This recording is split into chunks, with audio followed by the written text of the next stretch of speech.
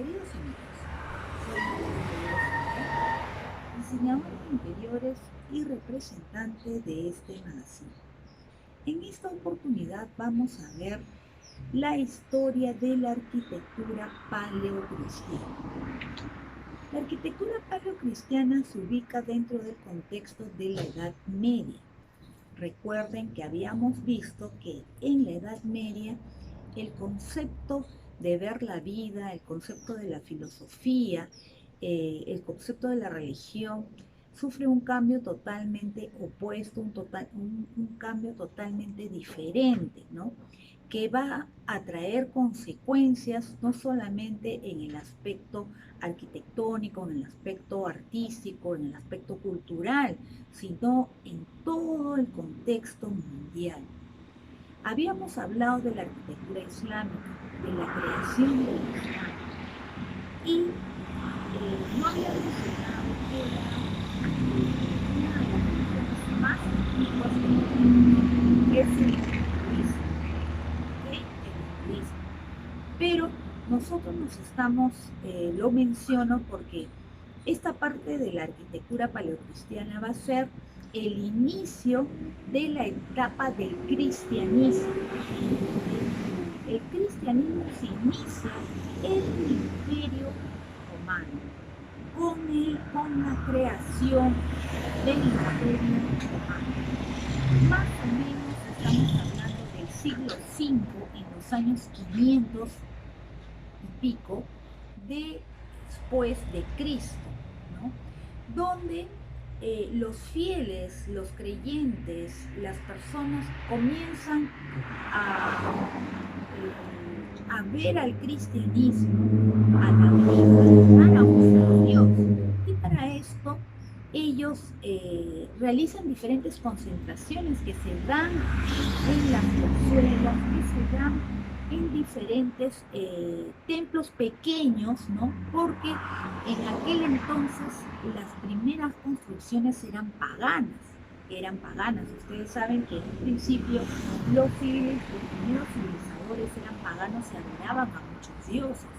Entonces, esta etapa cristiana, el cristiano en sí, el peregrino, era perseguido, era una persona perseguida, entonces los preceptos religiosos eran muy, tenían que mantenerlos ocultos, era una parte oculta, ¿no? Donde nace esta filosofía, donde nace esta religión que es el cristianismo.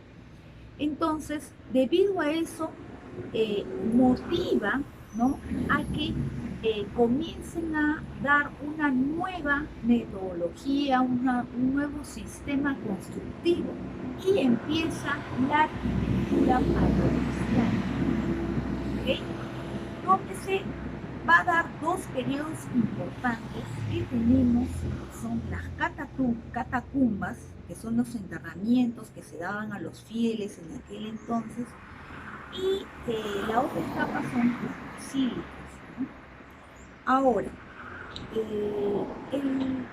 la arquitectura paleocristiana va a tener una fuerte influencia de la arquitectura bizantina, de la arquitectura romana, ¿no? De la arquitectura romana, y también va a tener influencia de la arquitectura egipcia, ¿ok? Nosotros vamos a ver en sus elementos constructivos cómo se repiten ciertos elementos como las columnas, los tres órdenes dóricos, ¿no? Pero en la parte de la arquitectura, los arquitectos no van a concentrarse en la parte exterior, más bien la parte exterior lo van a hacer un poco más, sencillo, no muy monumental, no muy decorativo. Más bien la parte decorativa se va al interior, totalmente al interior. Nosotros vamos a ver cómo esas grandes basílicas, cómo esas grandes arquitecturas van a tener una decoración muy preciosa, muy linda, muy valiosa, ¿no? Y la parte, esa es la parte decorativa de educación, estamos hablando de arte, de pintura, de colecciones, de detalles en oro en la parte de los altares, aparte de la escultura, que la escultura también del paleocristiano, la escultura cristiana es totalmente, vamos a ver las representaciones netamente religiosas, porque en la etapa de la Edad Media la arquitectura es netamente religiosa.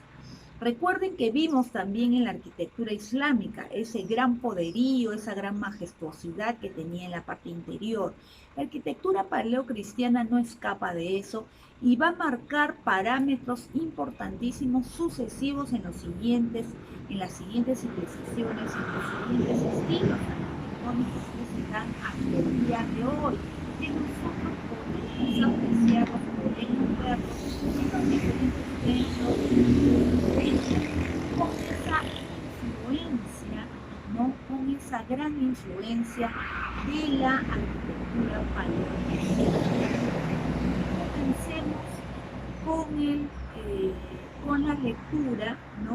Un poco la ubicación de la arquitectura paleocristiana y vamos a especificar con gráficos, las plantas, el tipo de planta que utilizaban, rectangular, y todo el detalle del tipo de función que tenía cada planta, ¿no? Que se realizaba. Recuerden que la arquitectura paleocristiana también va a diferenciarse por el tipo de región en la cual está influenciada el pueblo. Y eso también va a motivar a que haya ciertas diferencias. A ver, permítanme comenzar con la lectura de la arquitectura paleocristiana. La arquitectura paleocristiana va a tener origen, se refiere a todas las estructuras construidas por los cristianos. Desde el surgimiento del cristianismo alrededor del siglo V, a partir del siglo 50, todo arte cristiano es considerado arte bizantino, pues a este tipo de arte al que evolucionó, sin embargo, siempre mantuvo sus influencias originales. En un principio, en los primeros años del cristianismo, las edificaciones cristianas no eran comunes, dado que la religión no era vista con buenos ojos durante sus inicios. No se permitió abiertamente el seguimiento del cristianismo. El Imperio Romano hizo oficial la práctica de esta religión en sus tierras, pero inició realmente la arquitectura paleocristiana. ¿Okay? Recuerden que la arquitectura paleocristiana, el cristianismo, se inicia con el Imperio Romano. ¿Okay? El estilo arquitectónico desarrolló su propio estilo característico y se considera que la creación de iglesias de menor tamaño y basílicas fue uno de los eventos más significativos para la religión.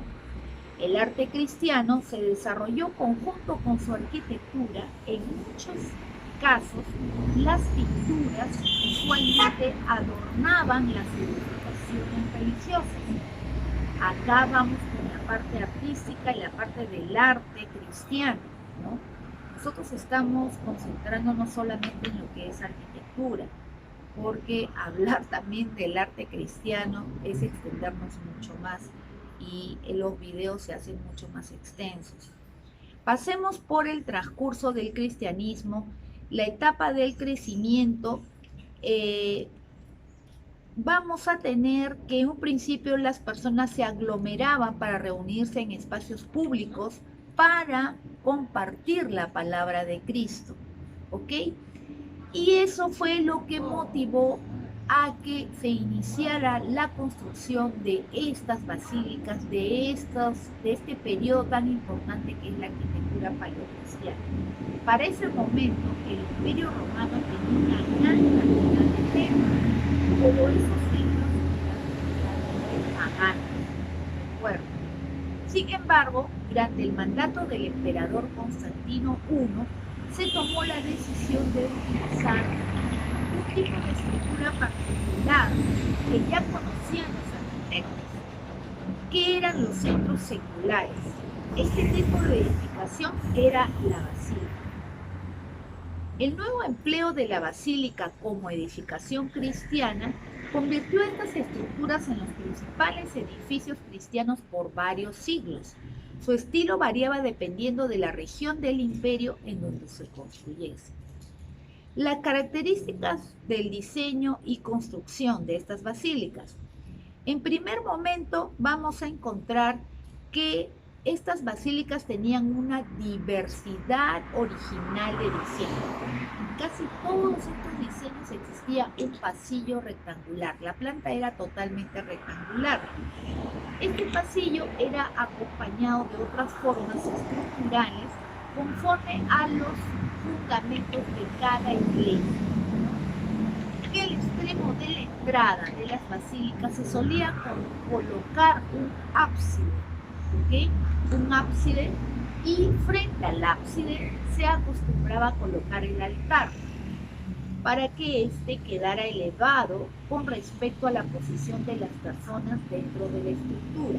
Todos esos detalles los vamos a especificar en los gráficos, en las plantas arquitectónicas de esta civilización. Importancia de las basílicas y templos. Vamos a encontrar que jugaron un papel muy importante dentro de la adaptación del cristianismo. Comenzaron a utilizar las basílicas para procesar la fe de todos los cristianos. Y se acostumbraron a usar casas comunes, realizaban sus reuniones en las casas comunes. Esto conllevó a la subsecuente creación de las iglesias de menor tamaño. O sea, de la misma manera como se realizaron las basílicas, también se construyeron iglesias de menor tamaño, a una escala menor a la basílica.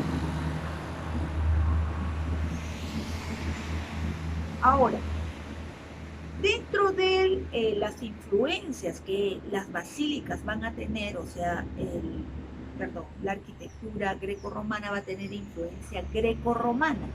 Los romanos se iniciaron en el poder de la península griega en la batalla de Corinto en el 146 a.C.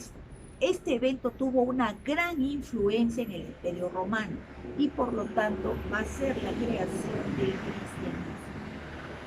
Van a utilizar las columnas griegas que pasaron a ser fundamental en el Imperio Romano y que la arquitectura paleocristiana también va a retomar las columnas del Imperio Romano, las columnas, los órdenes dóricos.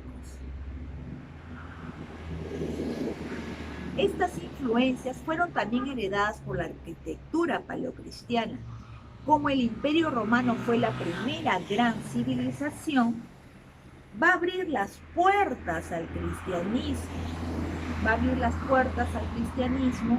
Y esto se va a dar tras la firma del Edicto de Milán en el año 314 después de Jesucristo. La presencia del cristianismo en el Imperio Romano va a ser adoptado a las creencias cristianas y el cristianismo va a ser asociado con los romanos por varios siglos y sus influencias se ven marcadas a lo largo de la historia del arte de la religión más allá de la arquitectura paleocristiana.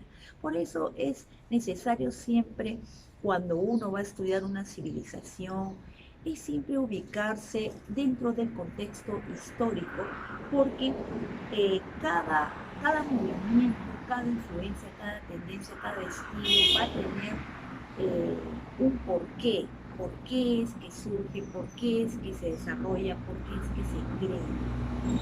Es importante ubicarse un poco en el contexto histórico. Obras representativas. Vamos a tener, antes de hablar de las obras representativas, quiero mencionar un poco acerca de las características de la arquitectura paleocristiana. Eso lo tengo en para que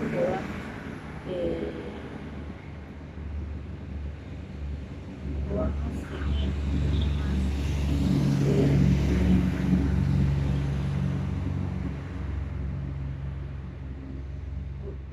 tener un poco más, ampliar nuestro conocimiento acerca de esta arquitectura. Permítanme un momento.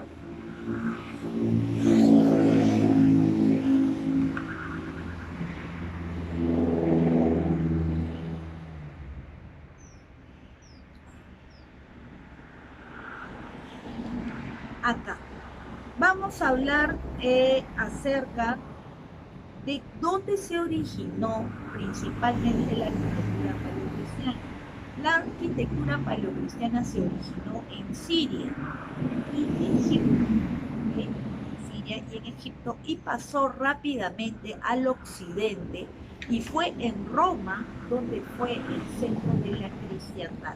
Es necesario saber la ubicación porque este arte también va a tener influencia del arte bizantino, que lo vamos a ver en el siguiente contenido, la arquitectura bizantina. Ahora, esta arquitectura va a tener dos periodos importantes. El periodo que es de las catacumbas, que son los cementerios, que es la etapa clandestina debido a la persecución que tenían los cristianos, y se inicia la etapa de las catacumbas, antes de las basílicas. En esta misma época, para celebrar las asambleas de culto religioso, se utilizaban viviendas privadas en un principio, adaptándose algunas a las salas que eran las domus ecclesiae. Es un término, perdón, está en otro idioma, pero es bueno mencionarlo también. La arquitectura paleocristiana era rudimentaria en un principio y casi primitiva, donde eran pequeñas iglesias que después se tomaron con el tiempo en una arquitectura románica y después marcaron los siguientes estilos. Es que se da poco a poco, es que se da de golpe. Ahora, todavía quedan iglesias paleocristianas de 3 y 5 o 7 naves. Naves son las partes de la planta arquitectónica de cada basílica, de cada construcción, de cada arquitectura, de cada iglesia. ¿Okay? Cada arquitecto en aquel entonces no era reconocido por su nombre. Recuerden que en la arquitectura islámica los arquitectos más famosos prácticamente eran los mismos sacerdotes, los mismos frailes, que también participaban de la arquitectura para la construcción de las iglesias. Ahora,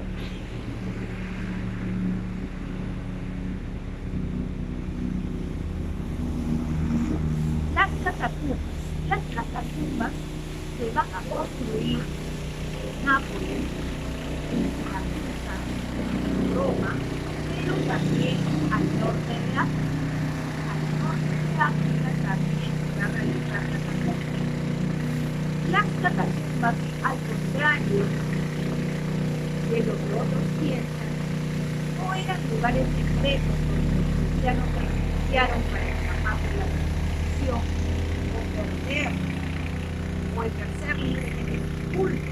No, eran cementerios reales, porque en aquel entonces los fieles, los cristianos querían enterrar a sus muertos, no como los ladrones, no como las personas que tenían problemas con la sociedad, sino que querían tenerlos bien resguardados, bien ocultos, y por eso se realizan las catacumbas. El término catacumbas parece haberse extendido desde el siglo IV en referencia al cementerio ubicado en la vía Aurea, en el lugar llamado precisamente At Catacumbas. Estas catacumbas eran nichos excavados en la toma y luego se cerraban las losas con piedras o baldosas de terracota. Sí. Ahora, a veces se distinguía una tumba de otra y las familias más ricas estaban en unas habitaciones aisladas, ubicadas en grupos o ambientes que se llamaban cubículos. O sea, había diferencia de acuerdo a la clase social, ¿no?, para los enterramientos de estas catacumbas. ¿Sí? Características de la arquitectura paleocristiana. Vamos a tener que las construcciones tenían formas simples, a menudo rectilíneas. Los techos eran planos de madera como elementos distintivos de los mosaicos que se encontraban en los edificios sagrados. Las iglesias tenían columnas que sostenían las vigas, el arquitrabe, el arco y la arquivolta. Los elementos de la arquitectura paleocristiana lo voy a mencionar rápidamente, pero es necesario ver los gráficos. Tenemos la nave, los pasillos, el arco triunfal, la tribuna, el cobertizo de techo de madera, el lucernario o calado, el marco, el techo a dos aguas y otros ejemplos de la arquitectura paleocristiana. Tenemos, menciona a la iglesia de San Juan Letrán en Roma, en Italia. El núcleo de esta basílica era de 5 columnas, por ejemplo, y se remonta en el siglo IV. ¿Okay? Ahora sí, comienza la etapa de las basílicas, ¿no?, la construcción de las basílicas, y voy a mencionar las más importantes para que podamos tener lo que son patrimonio también cultural y patrimonio de la humanidad hasta el día de hoy. Tenemos la antigua Basílica de San Pedro. La antigua Basílica de San Pedro, esta edificación fue de una gran basílica que se encontraba en el mismo lugar que se llamaba San Pedro actual. Lógico. Después tenemos la Basílica de Santa María Mayor. Esta se encuentra, fue edificada sobre un antiguo templo pagano a mediados del siglo IV. Después tenemos la Archibasílica de San Juan de Letrán. Esta se encuentra en Roma y gracias a su enorme tamaño es considerada como la iglesia principal del cristianismo romano. La Archibasílica de San Juan de Letrán. Tenemos también la Archibasílica de San Juan de Letrán en Italia, ¿no? Y en fin, de diferentes construcciones de la arquitectura paleocristiana según las regiones, porque también se dio un momento en España. En España también va a haber arquitectura paleocristiana. Recuerden que la arquitectura se va a extender, ¿no? Se inicia en Siria con Egipto, pero se extiende a Roma. Y al extenderse a Roma, abarca ya Italia y abarca también países que están cerca, ¿no?, que son España y otros países de Europa. Entonces, siempre es bueno ubicar un poco, no solamente aprender las partes o las características o los materiales que se utilizaban, sino ubicarse en el contexto histórico. Eso es muy, muy, muy importante, saber por qué es el origen de esta arquitectura, por qué se inicia, cómo se da, cuál es el momento en que comienza el surgimiento de toda este gran imperio, ¿no?, esta gran civilización para mí, que es